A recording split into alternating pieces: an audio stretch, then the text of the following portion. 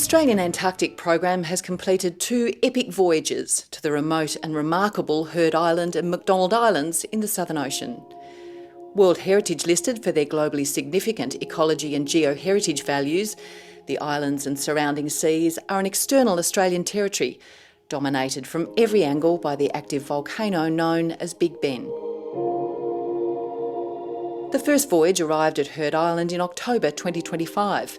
The second occurred throughout January this year. The mountain, Mawson's Peak, Big Ben, rising from the ocean, nearly 3 kilometres of volcano sticking up out of the southern Indian Ocean. It was quite a sight. We were very excited to finally get there. Australia's world-leading scientific Antarctic vessel, RSV Noina, served as a floating scientific laboratory and accommodation for expeditioners throughout the campaign. It's the first time that we've done anything like this in the Australian Antarctic Program. We were essentially running a deep field camp off a ship, and it was a huge challenge. It was very dynamic. Every day was incredibly busy, people going in boats and helicopters. We were flying drones off the ship. A key priority was looking for signs of H5 bird flu, already detected 450 kilometres away at the French Kerguelen Islands. For the first time, AAP scientists flew drones beyond visual line of sight, up to 6 kilometres from the ship, sending vision back to wildlife experts in the lab. Could you please look the camera down, flip down? We can get amazing detail, so we can fly really high and optimise our sensors. We had one camera that allowed us to zoom in up to 400 times, so we could be quite a way away from wildlife and still look at their behaviour, right down to whether they might have an egg, if they gave us a little peek under there, through to watching their preening behaviour. An unusual number of dead elephant seal pups were observed on Heard Island's southeast coast on the first voyage, with samples later confirming H5 bird flu. Samples taken on the second voyage from species including gentoo penguins, elephant seals and fur seals also tested positive.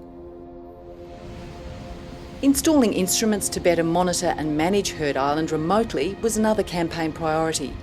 A sea level monitoring station, complete with camera and solar panels, is now in place at Magnet Point and will provide ongoing insight into the impacts of sea level rise both globally and on the World Heritage listed islands. 4 times a day at the moment during the daytime. It takes a short video of the scene to assess sea state and collects all of the data that it's acquired over that time and sends it out via Starlink to a cloud service from which we can access the data. It's part of a network of sea level monitoring instruments that Australia maintains in Antarctica and Macquarie Island and now Heard Island. So it's exciting to be adding Heard Island to that network, and it's exciting to be using new technology in this way. The first ever autonomous remote environment monitoring system, or Artemis unit, was installed at Atlas Cove. The weather station, powered by solar panels and battery, provides a live feed of weather and image data back to Australia. These top-hat reflectors, designed and developed at the Australian Antarctic Division, act as ground markers for satellites. They were placed in an array at Atlas Cove where they're now visible from space. In terms of monitoring Heard Island, we don't go there very often. It's a really challenging place to get to, and it's been nearly 20 years since we've last been there. So we rely heavily on satellite imagery in order to monitor and manage this really important area. So all those different images that we take over a longer time period, that the changes we see on the ground, so the distribution of vegetation, whether or not Big Ben is getting taller, things like that, it really relies on the precision of that satellite information being perfectly aligned. On the water, the science tender, kitted out with state-of-the-art science equipment, made its debut, conducting shallow water mapping while scientists from Securing Antarctica's Environmental Future, or SAFE, examined marine biodiversity using underwater drones and beam trawls.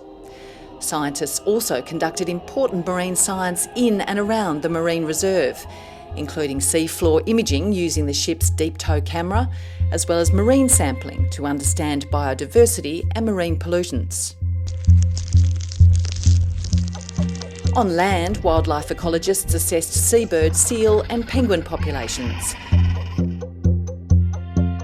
SAFE teams surveyed the island's cold-adapted invertebrates and assessed the prevalence and spread of a grass called Poa annua, the only invasive species established on Heard Island.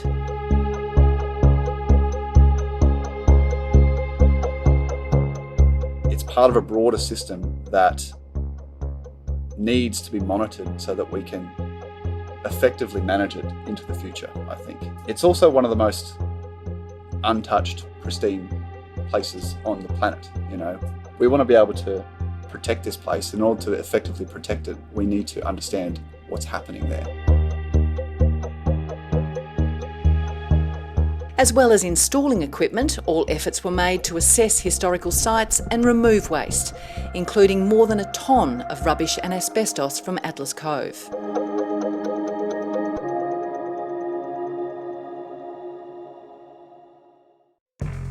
For me, it was one of the most incredible opportunities to get to go to a place that is so seldom visited, one of the most remote and absolutely inhospitable places on Earth. And for us to get a chance to see that firsthand and really live and work on the island for a couple of weeks was something that we'll always remember. And it was absolutely breathtaking, but also not without its challenges.